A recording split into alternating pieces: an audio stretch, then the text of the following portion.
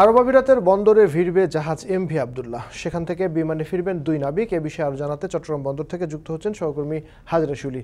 শুলি, আমরা জানতে পেরেছি যে বিমান যোগে 2 জন নাবিক দেশে ফিরবেন। বাকি নাবিকরা কবে নাগাদ ফিরতে পারেন, কি তথ্য আছে আপনার কাছে, বিস্তারিত বলবেন।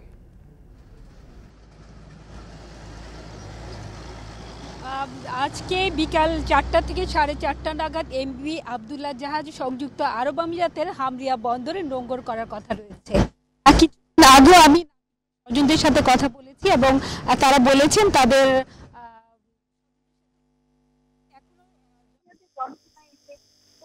তবে বন্দরে নোঙর করতে আরো 2 থেকে 3 ঘন্টা লাগতে পারে এবং বিকাল 4টা থেকে 4:30 নাগাদ জাহাজ বন্দরে নোঙর করবে এবং আজকের মধ্যে জাহাজটি জেটিতে ঘিরবে। জাহাজটি জেটিতে ঘিরার কথা রয়েছে এবং আপনারা জানেন যে জাহাজটি করতে এই জন্য নাবিক ছিলেন। এর মধ্যে 2 জন নাবিক মানসিকভাবে বিপর্যস্ত হয়ে আছেন এবং তারা চাই বিমানে করে দেশে ফিরতে চাচ্ছেন। তবে জাহাজটি ঘেরার পর তাদের বিচার প্রক্রিয়া শুরু হবে এবং বিচার কাগজপত্র পাওয়ার পরে আসলে কবে নাগাদ ফিরতে পারবেন সেটি জানা যাবে। এই বিষয়ে আমি মালিক পক্ষ এবং স্বজনদের সাথে কথা বলেছিলাম। দুপক্ষই বলেছে তারা আসলে এখনো বলতে পারছে না যে কবে নাগাদ তারা দেশে ফিরবে।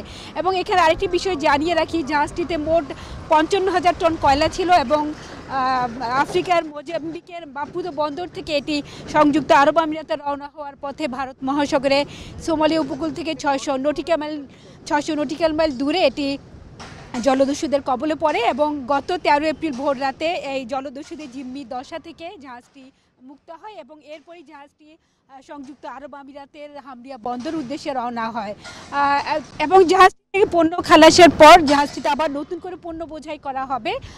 তারপর জাহাজটি হয়তো চট্টগ্রাম বন্দরে ভিড়তে আরও 10 থেকে 12 দিন লাগবে এবং মালিকপক্ষ জানিয়েছে সব মিলিয়ে আরও 15 থেকে 20 দিনের মতো লাগতে পারে বন্দরে ভিড়তে।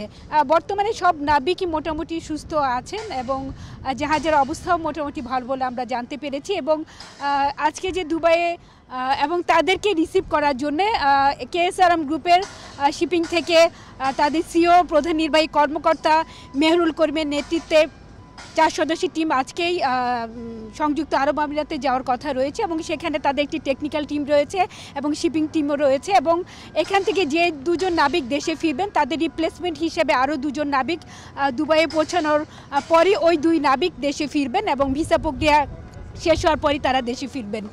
এই ছিল আমার কাছে এখনকার মতো এমভি আবদুল্লাহ জাহাজের সবশেষ খবর।